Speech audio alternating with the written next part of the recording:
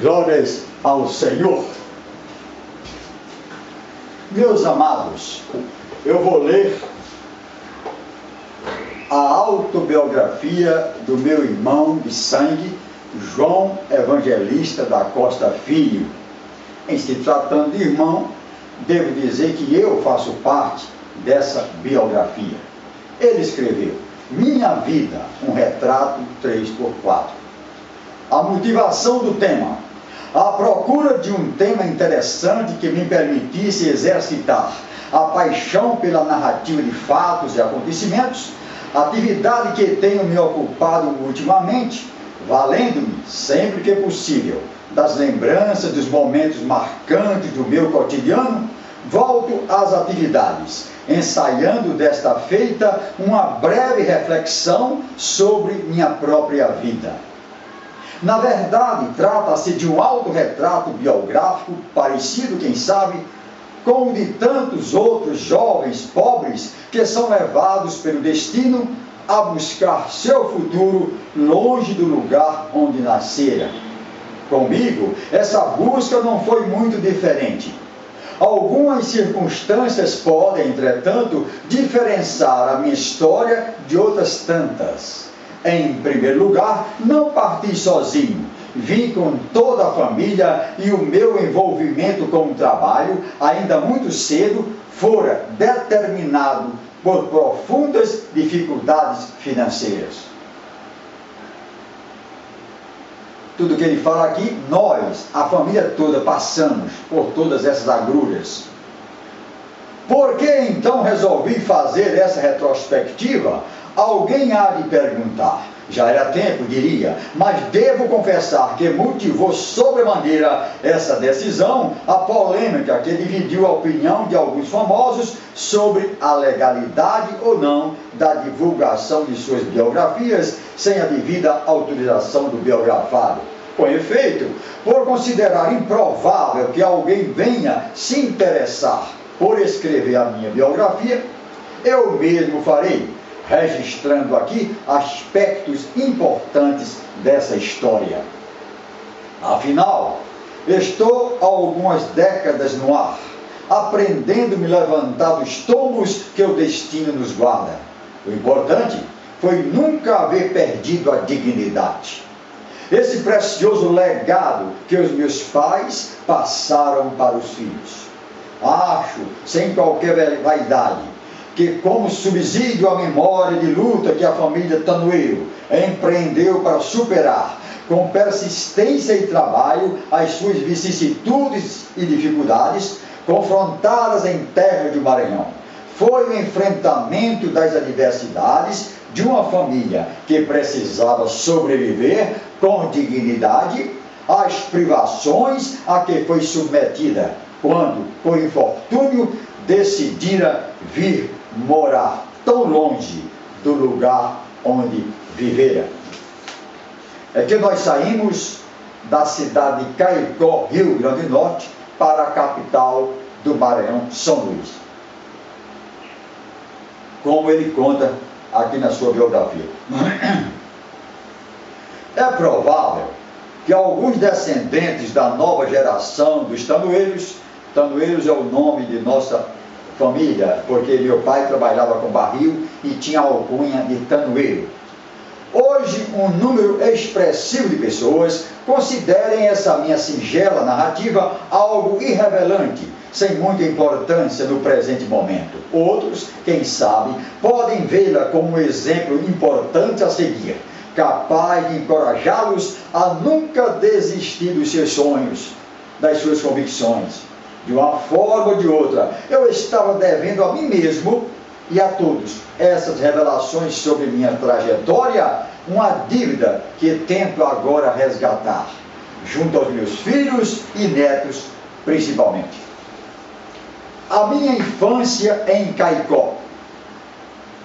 Nasci bem longe de São Luís, do Maranhão, numa cidadezinha do interior do Rio Grande do Norte, chamada Caicó, reconhecida nacionalmente por sua carne de sol, pelo queijo manteiga e por seus bordados em linho.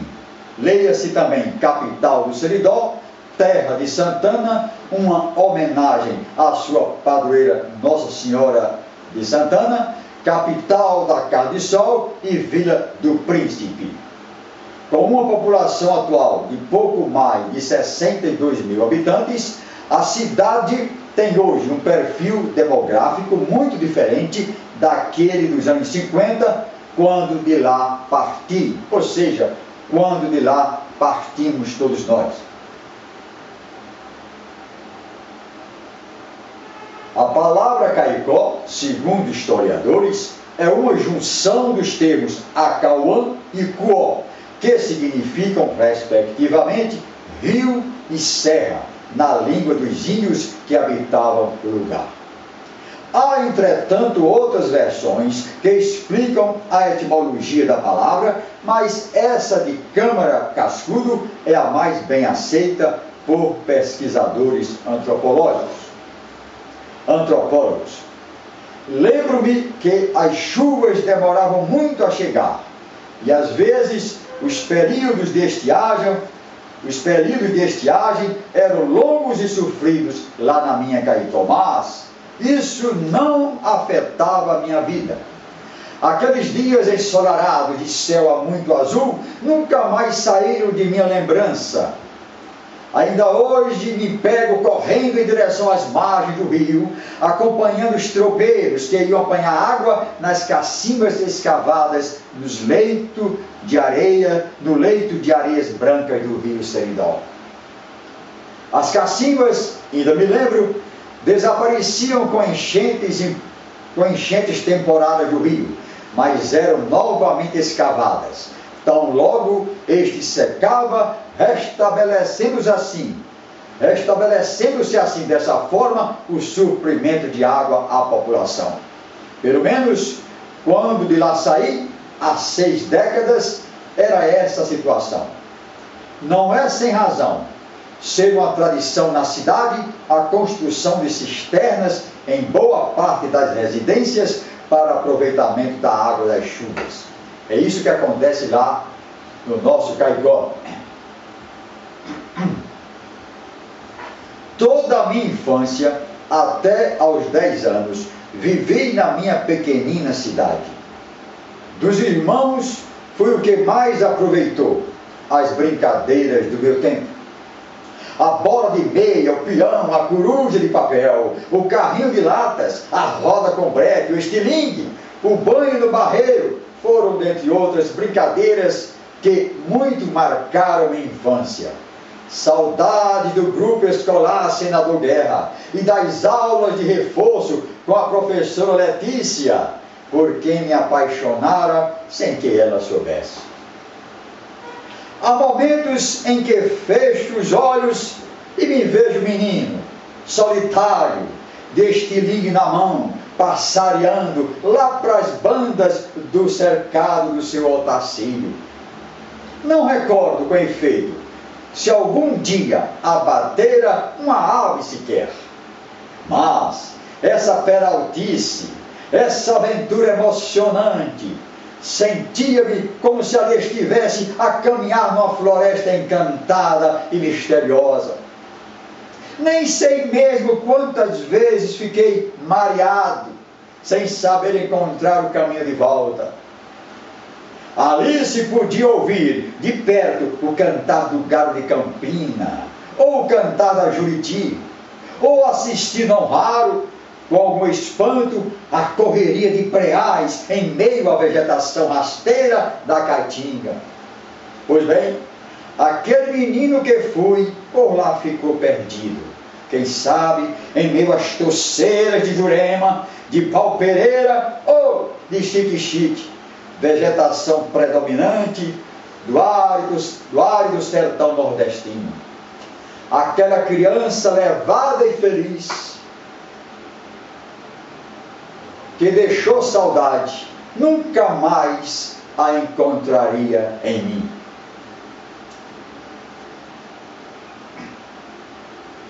A partida para o Maranhão.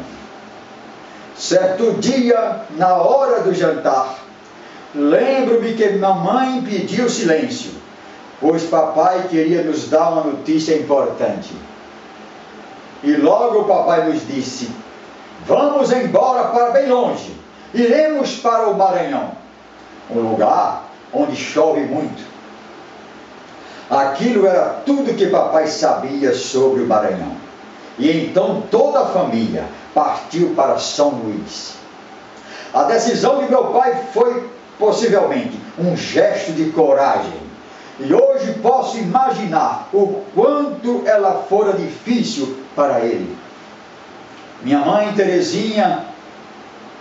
irmã Terezinha ainda tentou argumentar, em vão, sobre a possibilidade de buscarmos outra saída. Mas sabíamos muito bem que as finanças da família estavam no limite. A aventura a que papai se metera com um bazar de bingo não dera certo. O ponto comercial da barbearia, onde mantinham a loja de sobrevivência, fora vendido e todo o dinheiro investido no malfadado negócio evaporava-se. E evaporou-se. As dívidas se acumulavam. Mamãe tentou ajudar com uma tenda no mercado, mas não adiantou. Estávamos falidos. 7 filhos, dos quais 4 menores, com idades entre 6 e 16 anos. Partiríamos, então, para um lugar distante, sem conhecer ninguém, onde haveríamos de reiniciar a vida. Papai voltaria, então, ao ofício de barbeiro e Deus haveria de nos abençoar. Era isso que mamãe certamente pedia em suas orações. Deus haveria de nos ouvir. E com certeza Ele nos ouviu mesmo. E eu fiz parte desta caravana, partindo de Caicó, Rio Grande do Norte, rumo a uma terra desconhecida para nós. A viagem em busca da terra prometida nos fez percorrer uma longa estrada, inicialmente empoleirados na carroceria de um pau de arara, e depois como passageiros de um trem fumegante, tocado a lenha, que deixava escapar fagulhas de brasas, como se foram picadas de insetos, castigavam a todos dentro de um vagão escuro, abarrotado de homens, mulheres e crianças, todos, acredito, fugitivos da seca. Aquelas pessoas traziam no rosto um olhar de resignação e de esperança. Esperança talvez de reencontrar a felicidade no seu lugar de destino. O nosso sentimento não era diferente. Estávamos todos embarcados, por assim dizer, no trem da agonia, a nos conduzir a um lugar desconhecido, sobre o qual nada sabíamos, além daquilo que papai nos falara. Lá chove muito. E chovia mesmo. Como haveríamos de constatar posteriormente, as chuvas em São Luís do Maranhão começavam em outubro e, não raro, estendiam-se até o São João. Matamos logo a saudade das chuvas. Todos nós banhávamos muito durante os temporais. Sob o olhar curioso das pessoas.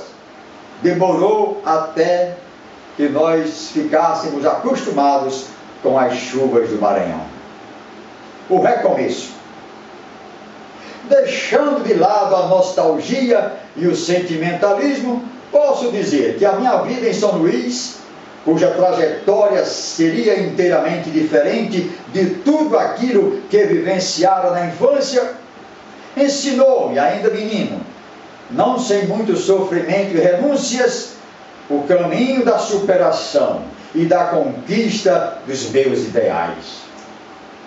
A família que antes gozara de uma situação estável e nunca conhecera as agruras da pobreza e da fome mesmo, digo eu, como a de morar numa casa sem água, sem luz elétrica, sem banheiro.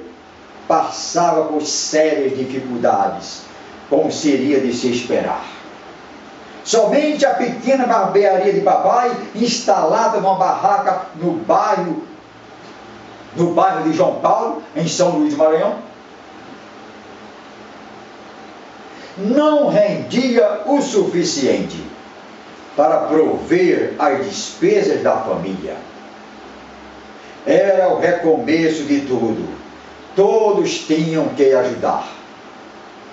Foi assim que aos 11 anos, depois de uma primeira experiência numa fábrica de balas e doces de um cunhado, trabalhando sem receber qualquer remuneração e ainda sem voltar a frequentar um colégio, me encaminharam para o Serviço Nacional de Aprendizado Industrial, SENAI, onde deveria aprender a profissão de marceneiro.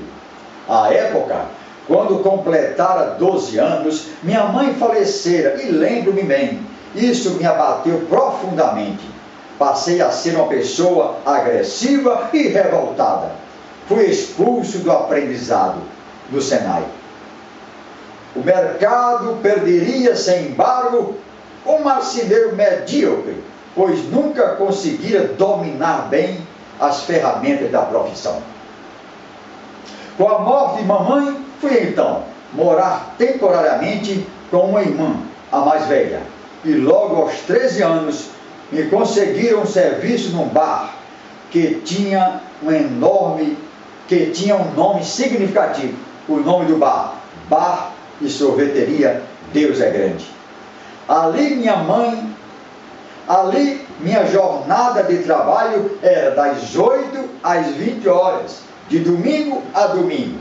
Devo lembrar, naquela época, meados da década de 50, o trabalho infantil era inteiramente permitido, ou pelo menos não fiscalizado.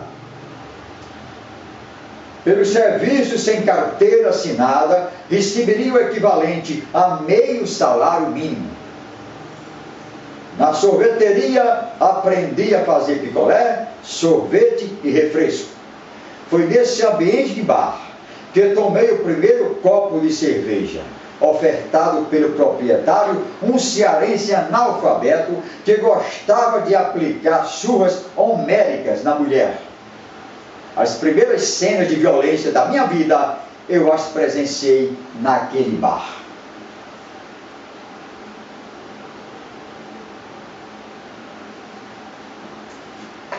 Não quero misturar a biografia do meu irmão com a minha, mas devo dizer que eu passei fatos semelhantes, trabalhando de menor ainda, 12 horas por dia, para ganhar um salário mínimo. Com a separação do casal, o casal que era o proprietário daquele bar, porque ela fugira com outro, o bar fechou e depois de uma experiência como cambista de jogo do bicho, numa quitanda de minha irmã, fui trabalhar no comércio, inicialmente como contínuo de uma representação de medicamentos. Comércio e Representações Tupi, o nome da empresa. 4 anos depois, quando a empresa faliu, fui trabalhar como vendedor comissionado numa loja de confecções, na área do Mercado Central. Novamente teria como patrão um cearense semi-analfabeto, menos violento, mas com sérias dificuldades com a polícia. Após 2 anos de precário salário, fui apresentado por um amigo a um novo emprego, numa loja da Rua Grande, em São Luís do Maranhão, a Real Joia. Ali, trabalharia 2 anos e logo cheguei a gerente de balcão. Foi prometido. Essa teria sido a minha primeira promoção. Corriam os anos iniciais de 1960. Aquela seria uma década muito importante para a minha vida. Fui avaliado e contratado para trabalhar no Banco Real.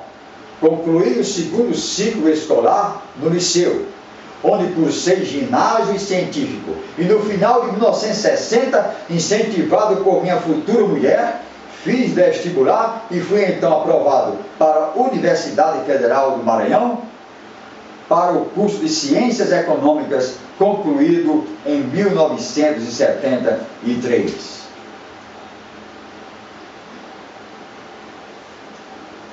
Após 7 anos como funcionário do Banco Real e já precisando cumprir estágio obrigatório na universidade, para a conclusão do curso, pedi demissão daquela instituição. Passei então a concorrer a uma vaga de economista no Instituto de Pesquisas Econômicos Sociais e Informática, o IPI, autarquia estadual, vinculada à Secretaria Estadual de Planejamento. Aquela foi uma aventura um tanto corajosa, pois estando casado em 1972 e com algumas dívidas na praça, abandonaria um emprego estável para disputar com mais 4 colegas uma vaga de economista no Estado. É certo, porém, que não havia alternativas para mim naquele momento. O estágio era obrigatório e a carga horária a ser cumprida seria no mínimo 6 meses. O banco não me liberou e eu só contava com 1 mês de férias. Apostei. Ao final da avaliação, em que fui destacado em primeiro lugar, seria enfim contratado. Um episódio dessa época que nunca esqueci foi quando o meu avaliador perguntou-me se eu contava com algum padrinho político, alguém que indicasse, ou alguém importante que pudesse referendar a minha contratação, a exemplo dos demais concorrentes. Naquele momento minhas pernas tremeram. Quem porventura haveria de me conhecer um nordestino filho de um paraibano, humilde barbeiro, sem nenhum parente importante naquela terra, em São Luís? Eu disse, não tenho ninguém, foi a minha resposta. Só conto aqui com Deus, comigo mesmo e com a sua avaliação técnica. Concluí. Prevaleceu o mérito. Fui contratado em 1974, logo após haver concluído o curso. E, dado o meu desempenho no estágio, fui designado imediatamente para coordenar o projeto do qual for estagiário. Na verdade, minha trajetória no Instituto de Pesquisa foi sempre marcada pelo exercício de chefia. O corolário dessa trajetória, diria, seria a minha nomeação mais tarde para presidente daquela instituição. E como continuasse, como até hoje, sem padrinho político, aquela nomeação se fizera unicamente por mérito técnico, após avaliação de uma equipe do Ministério do Planejamento. Como presidente do Instituto de Pesquisas, após haver exercido a diretoria de pesquisa, lá permaneci por 2 períodos governamentais, 8 anos, cargo no qual me aposentei em 1999, por tempo de serviço, após 25 anos de bons serviços prestados ao Executivo Estadual do Maranhão. Como é fato que nesse país não se pode viver dignamente com uma aposentadoria de funcionário público, e embora contasse à época com a ajuda de minha mulher, também funcionária destacada do Poder Executivo, retomei minha vida profissional após minha aposentadoria, agora como autônomo.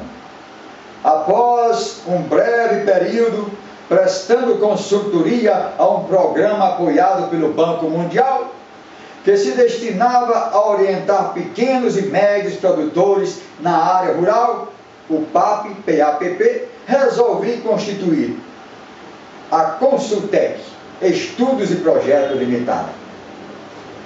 Com minha pós-graduação na área de pesquisa aplicada e valendo-me da experiência acumulada no Instituto de Pesquisa, passei a realizar contratos de prestação de serviços nas áreas de estudos e pesquisas socioeconômicas, em parceria com prefeituras e instituições como Caixa Econômica Federal e SEBRAE, no Maranhão. Após 6 anos à frente da empresa, recebi convite para prestar consultoria estatística à empresa. Recebi esse convite para prestar consultoria estatística à representação local do Unicef, especialmente ao programa Cidade Premiada, que ainda hoje é mantido pela instituição. Nessas funções, permaneceria por mais de 1 ano. Desisti, entretanto, dessa consultoria, porque a programação exigia que eu viajasse aos municípios e por razões familiares relacionadas à enfermidade de minha mulher, cujos cuidados recomendaram a minha presença ao seu lado, deixei a consultoria do Unicef e optei por aceitar o convite de Corregedor-Geral de Justiça, que foi feito por um amigo e ex-colega do liceu, para que eu assumisse essa coordenadoria administrativa da Corregedoria-Geral da Justiça do Estado, de onde sairia para assumir as funções de diretor administrativo do Tribunal de Justiça do Maranhão. E esse cargo, e permaneci nesse cargo por 3 anos e meio, saindo em 2006, no final da gestão do então presidente do tribunal. Concluiria assim um ciclo de 51 anos de atividades, que se iniciara em 1955, no Bar Deus é Grande, aos 13 anos de idade.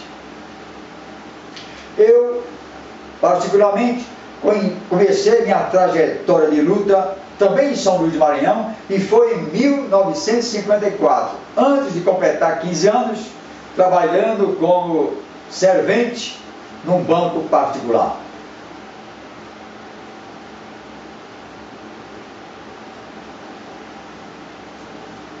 Durante todo esse tempo, os únicos momentos em que me permitia o direito de férias foram durante minha passagem pelo banco.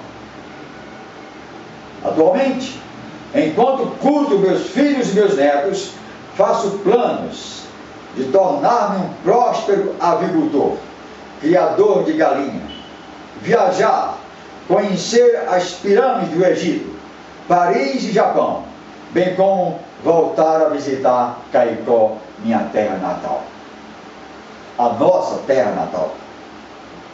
Enquanto persevero mais esses desafios, vou tocando a minha viola e cantando minhas saudades com os parceiros e amigos do Coroa Show, grupo musical onde costumo celebrar a vida com a graça de Deus. É esta a autobiografia, escrito pelo meu irmão de sangue, João Evangelista da Costa Filho.